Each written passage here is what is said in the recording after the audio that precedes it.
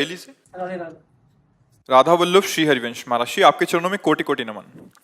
महाराज जी, मुझे ऐसा लगता है कि इस संसार में जो बुरी चीजें हैं उनमें शक्ति और आकर्षण अच्छी चीजों के मुकाबले ज्यादा है, क्योंकि व्यक्ति नाम ध्यान और साधना मुश्किल से ही अपनाता है, जबकि गलत बुरी गलत आदतें बहुत गलत जल्दी। गलत, बिल्कुल गलत। जैसा सोचोगे माया का वैसा ही प्रभाव पड़ता है। लोहे का चुंबक लोहे की ही वस्तुओं को घसीटता है। इससे ये सिद्ध नहीं हो गया कि बहुत पावरफुल है कि वो हीरा को भी घसीट लेगा, चांदी को भी घसीट लेगा, स्वर्ण को भी घसीट लेगा। उसमें पावर नहीं है, समझ। तो हमारी बुद्धि इस समय माया आकर्षित है, माया से ग्रसित है, तो असत वस्तुओं का महत्व बढ़ रहा है। नहीं तो अहंकार की बात नहीं है। त्रिभुवन का कोई भी सुख ऐसा नहीं है जिनका चित्त भगवान में जुड़ गया है और घसीट के दिखा दे। चैलेंज है माया को, क्योंकि भक्ति का और भगवान का आश्रय है। एक नहीं, शास्त्रों ऐसे महात्मा, ऐसे महापुरुष हैं। छोटे छोटे बच्चे हैं गुरु गोविंद सिंह के, और दीवाल में चुने जा रहे हैं और अधर्मी कह रहे हैं प्राण त्यागना बच्चों ने स्वीकार कर लिया, लेकिन धर्म त्यागना नहीं। कहाँ आकर्षण है? दिखाई दिया? बच्चे हैं, क्या आकर्षण है? न जीवन का आकर्षण है, न भोग का आकर्षण है, न परिवार का आकर्षण है, देशभक्ति का आकर्षण है, मर मिटने का आकर्षण है। मतलब हम लोग थोड़ा बहुत नीचे स्थिति में है ना, तो वो बात समझ नहीं पाते। भगत सिंह फांसी के फंदे को चूमते हैं और जय हिंद कहकर, कहाँ आकर्षण है? देशभक्त हैं, देश को भगवान माना और उसके लिए अपने हाथ से गोली से अपने शरीर को उड़ा लिया। चंद्रशेखर आजाद ने उड़ा दिया। हमारा महत्व कहाँ है, ये हमारा हृदय विषय जानता है। देखो, अगर हम गंदे यंत्र वाले अंदर है ना, मन बुद्धि चित्त, तो हमको सब गंदा नजर आएगा। हाँ, ये जरूर है कि जैसे पूर्वाभ्यास हमारा गंदे बातों का है, अब हम अच्छी बातों पे चलना चाहते हैं तो प्रभाव नहीं पड़ रहा, क्योंकि मलिन है ना। अब जंग लगी हुई है, थोड़ा जंग छूटे तो प्रभाव दिखाई दे। सत्य त्रिकाल सत्य है, असत त्रिकाल असत है। अब असत का इतना जोर का प्रभाव पड़ा है कि हमें ऐसा लगता है कि 10 साल सत्संग करे और 5 मिनट कुसंग करे, तो 5 मिनट का कुसंग 10 साल के सत्संग पर पानी फेर देगा। तो फिर निर्णय निकाला गया कि 10 साल सत्संग से ज्यादा पावरफुल कुसंग रहा। ऐसा नहीं है, वो अभी 10 साल से सत्संग कर रहा है, लेकिन दसियों हजारों जन्म से कुसंग कर रहा है। उसका अभ्यास कुसंग का बहुत जोर का है, अभी सत्संग का नहीं आया है। इसलिए हमारा दृढ़ विश्वास और हमारा चिंतन यदि प्रभु के प्रति है तो असलियत में समझ में आ जाएगा कि है क्या क्या सुख है संसार का जो हमें आकर्षित करता है। आप देखो, एक एक सुख का ऑपरेशन करो। रुपया, आपके यहां तक रुपया जमा कर दिया जाए, आपको खड़े कर दिया जाए, रुपया आसपास, अब न भोजन मिलेगा, न पानी मिलेगा, न कमरे से बाहर जाओगे, रुपया ही तुम्हारे पास है। क्या करोगे? 10 घंटे, 20 घंटे, 40 घंटे के बाद चिल्ला के कहोगे कि मुझे पानी पिला दो, मुझे भोजन पवा दो, ये सब रुपया ले जाओ। मतलब खत्म रुपये का महत्व ना। चलो, अब पानी और भोजन रख करके आपको कमरे में बंद कर दिया गया, फिर कुछ समय बाद आप चिल्ला के कहोगे सब हटा दो, एक बार मुझे बाहर खुली जगह में सांस लेने दो, मुझे मिलने दो। चलो, खुली जगह में तुम्हें छोड़ दिया गया, ना भोजन, न पानी, न कोई व्यवस्था, और उसकी साथ एक एक चीज का ऑपरेशन लो, उसमें आप ऊब जाओगे। सुंदर शरीरों का भोग बंद कर दिया जाए कमरे में, हर भोग सामग्री दे दी जाए और भोगो, तो ऊब जाओगे और हाथ जोड़ के कहोगे मुझे कुछ दिन के लिए अकेला छोड़ दो, क्योंकि उसमें सुख नहीं है, पक्का नहीं है। आकर्षण है माया का। अच्छा देखो, शरीर है ना अपना, अपने शरीर से देखो, या हम छूते हैं कोई परेशानी नहीं, और नीचे के द्वारों को छूते हैं तो रज साबुन लगा के धोते हैं ना, तो तुम्हारी सुख भोग बुद्धि कहाँ के है? वही तो है ना, वही है। स्पष्ट देखो, जैसे ऑपरेशन होता ना, तो ऑपरेशन वाला अगर शर्माएगा तो फिर ऑपरेशन कैसे करेगा? उसको तो जिस अंग में रोग नजर आएगा उसी का ऑपरेशन करेगा। तो हम लोग कहाँ फंसे हैं? मलमूत्र के द्वार ही तो है प्रधान सुख भोग।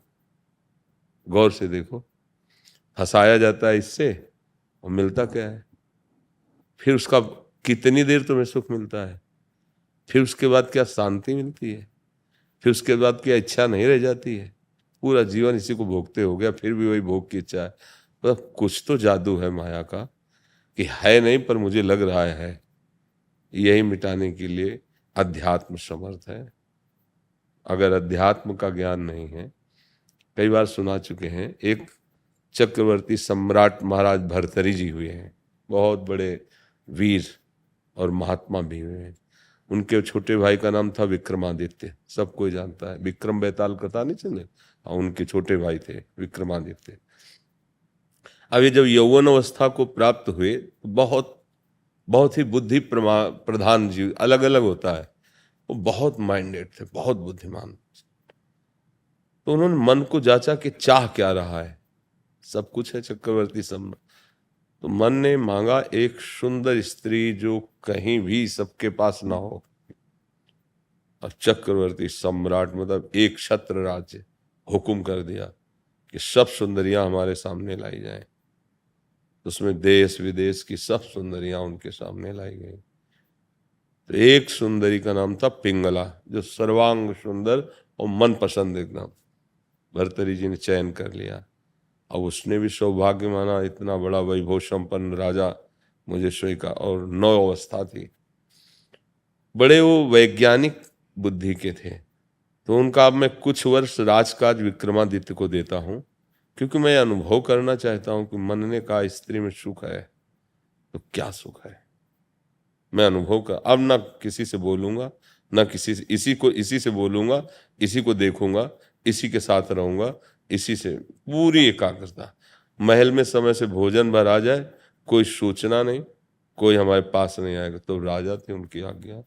विक्रमादित्य राज सिंहासन संभालने लगे और वो काफी समय व्यतीत हुआ, रात दिन उसी के सानिध्य में। एक मन में एक घृणा सी एक होती, पर फिर दूसरा कोई रास्ता नहीं है ना मन को, तो फिर वो उसी में बार बार गिरता। एक दिन एक ब्राह्मण तपस्या कर रहा था देवराज इंद्र की, निर्धन हूं, धन की प्राप्ति हो जाए। जब मंत्र अनुष्ठान पूरा हुआ तो देवराज इंद्र प्रकट हुए। उन्होंने बिना पूछे उसे एक अमृत फल दे दिया और अंतर्ध्यान हो गए। उस ब्राह्मण ने सोचा इस अमृत फल को हम खा के क्या करेंगे, वैसे ही गरीब है, मर रहे हैं। अगर ये अमृत फल हमारा धर्मात्मा महावीर राजा वो पाले तो सारी प्रजा को बहुत सुख मिलता रहेगा, क्योंकि बहुत धर्मात्मा राजा थे भर्तरी जी। पहले था कि राज दरबार में या राजमहल में संत और ब्राह्मणों के लिए निषेध नहीं था, कभी भी जा सकते हैं बिना रोक टोक के, ऐसा मर्यादा थी। मंत्री ने सूचना दी कोई ब्राह्मण पधारे हैं, प्रभु आपसे मिलना चाहते हैं, बहुत वर्षों के बाद महल में। तो उनका अवश्य स्वागत है, उनको बुलाओ। बुलाया, प्रणाम किया, आज्ञा कीजिए। उनका मैंने मंत्र जब किया था धन के लिए, तो धन तो दिया नहीं, और देवराज इंद्र ने अमृत फल दिया है, इसे जो पाएगा वो अमर हो जाएगा। तो मैं दरिद्र अमर नहीं होना चाहता हूँ, आप हमारे धर्मात्मा राजा हैं, आप पाएं और आप अमर हो जाएं, और मुझे कुछ धन दिला दीजिए। तो उनका कुछ नहीं, आदेश किया जितना इनको जब जरूरत पड़े बराबर देते रहिए, अब तुम्हें किसी से मांगना नहीं पड़ेगा। क्योंकि मंत्र अनुष्ठान था ना, तो धन तो मिलेगा ही, अब उसका प्रकार बदल गया, वो कभी व्यर्थ नहीं जाता। अब उन्होंने विचार किया कि अगर अमर फल मैं पालूंगा और पिंगला मर गई तब तो जीना मुश्किल हो जाएगा, मैं ये अमर फल पिंगला को पवा दूं, तो जब तक जीवित रहूंगा तब तक ये हमारे सामने रहेगी। उसे कहा फल अमर फल है, आप इसे पा लीजिए। उसने कहा कि देवताओं के द्वारा दिए हुए फल ऐसे नहीं पाए जाते, पवित्र होके पाया जाता है। अब हम स्नान करेंगे फिर पा लेंगे, आप विश्वास मान लिए, पा लेंगे। मान गए। जिस महल पर वो एकांतिक वास कर रहे थे उसी की खिड़की से झांक के एक दिन देखा था पिंगला ने, तो अश्वपाल, पीछे घुड़सवारदार थी, तो उसमें एक अश्वपाल था, जो राजा का अश्वपाल, मतलब एक सेना नायक की तरह शूरवीर, घोड़ों की सुरक्षा, घोड़ों की ट्रेनिंग बहुतों से करवाना, सब वो देखकर मोहित हो गई पिंगला। धीरे धीरे उनका मिलना जुलना, अब उसने विचार किया कि ये अगर अमल फल अश्वपाल को हम पवा देंगे तो अमर रहेगा जब तक हम जीवित, तो हमारी मित्रता चलती रहेगी। अश्वपाल को जब अमर फल मिला तो उसकी आसक्ति थी महाराज के दरबार में नाचने वाली वैश्या से, मित्रता थी उसकी। इसने सोचा अगर उस वैश्या को फल पवा दे, नवीन अवस्था की थी, वो अमर हो जाएगी। वैश्या के हाथ में अमर फल आया, उसने सोचा मैं नीच कर्म करने वाली अमर फल पाकर क्या करूंगी, अगर मेरे महाराज ये अमर फल पा लेंगे तो धर्मात्मा है, वो अमर हो जाएंगे। मंत्री ने सूचना पहुंचाई, राज दरबार की नृत्यांगना आपके दर्शन करना चाहती है, बुलाया जाए। सरकार, ये अमर फल मुझे प्राप्त हुआ है, इसे आप पालें तो अमर हो जाएंगे मालिक, हम तो आपके दरबार की नाचने वाले हैं। तो अमर फल देखा, ये तो वही है जो ब्राह्मण दे के गया था। कहा तुम अमर फल कहाँ से प्राप्त कर सकते हो, क्योंकि वैदिक मंत्रों के द्वारा अनुष्ठान से प्राप्त होता है, सच्ची बताना नहीं तो मृत्यु दंड दिया जाएगा। तो उसको कोई पता तो था नहीं ना, तो उसने कहा आपके महल के पीछे जो अश्वपाल हैं उनसे हमारी दोस्ती है, उन्होंने हमें दिया है। बोले जाओ, ये बात किसी से कहना मत, जाओ। दूसरे दिन दरबार में घोषित किया कि महाराज भर्तरी जी आज राज दरबार में स्वयं पधार रहे हैं। शास्त्रों, प्रजा, राजमंत्री, सेवक सब उपस्थित हुए, बैठे और कहा अश्वपाल को बुलाया जाए। अश्वपाल, अब राजा का हुक्म, तो बहुत डरते हुए आया कि ऐसा क्या। तो उनका हाँ भाई, ये अमर फल तुम्हें कहाँ से प्राप्त हुआ, अगर सत्य बोलोगे तो मुक्त कर दिए जाओगे, नहीं तो अभी तुम्हारा तलवार से टुकड़े टुकड़े कर दिए जाएंगे। कैसे बोले, अब ये कैसे बोले कि रानी ने, अब अगर नहीं बोलता है तो मारा जाएगा। तो उसने कहा सरकार प्राण रक्षा की जाए, महारानी पिंगला ने मुझे ये दिया है, चल एकांत में हो जाओ। पिंगला को बुलाया तो आकर सिंहासन पर बैठने, बोले नहीं, सभा में खड़े हो। देखो भाई सभासदों, हमारे देश के ब्राह्मण ने एक अमर फल दिया था और वो सत्य है, उसके खाने से व्यक्ति अमर हो जाता है। मैं तलवार से इस पर प्रहार करूंगा लेकिन ये पिंगला मरेगी नहीं, क्योंकि इसने अमर फल पाया है। और खींची तलवार, जे ही प्रहार, नहीं महाराज, नहीं महाराज। वो क्यों, तुम्हें संशय है क्या ब्राह्मणों के तप और उस दैवी फल से? वो संशय नहीं, पर महाराज मैंने पाया नहीं। कहाँ दिया? अश्वपाल को। हंस दिए कि मुझ सर्वांग सुंदर चक्रवर्ती सम्राट से तेरे को प्रियता नहीं हुई, एक अश्वपाल घोड़ों की सेवा करने वाले से। और वो एक अश्वपाल तुझ पिंगला महारानी से तृप्त नहीं हुआ, वो एक वैश्या से प्यार करता है। इसका मतलब ये नीच काम कभी संतोष, कभी शांति प्रदान नहीं कर सकता।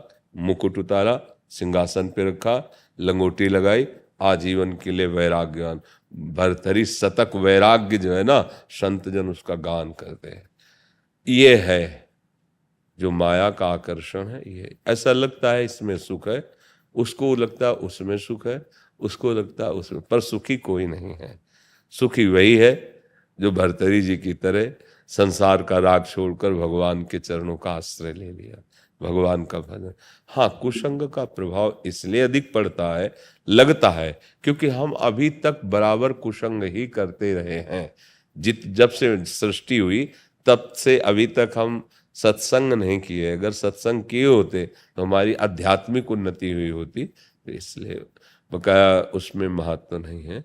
रुई जैसा पाप का पहाड़ हो, एक चिंगारी लगे भस्म हो जाएगी। भगवान का नाम, भगवान का रूप, भगवान की लीला, यही हमें बचाती है। नहीं तो बहुत गलत आकर्षण है। देखो आप, देखो आप, मतलब क्या उनकी व्याख्या करें। संतानोत्पत्ति भगवान की सृष्टि पूजा है, इसलिए गृहस्थ धर्म में उसका विधान है। पर व्यभिचार करना पराई स्त्रियों से या अन्य शरीरों से ऐसे गंदे ये तो सब नारकी गतियां हैं, इनमें दुर्गति हो जाती है। तो आपको समझ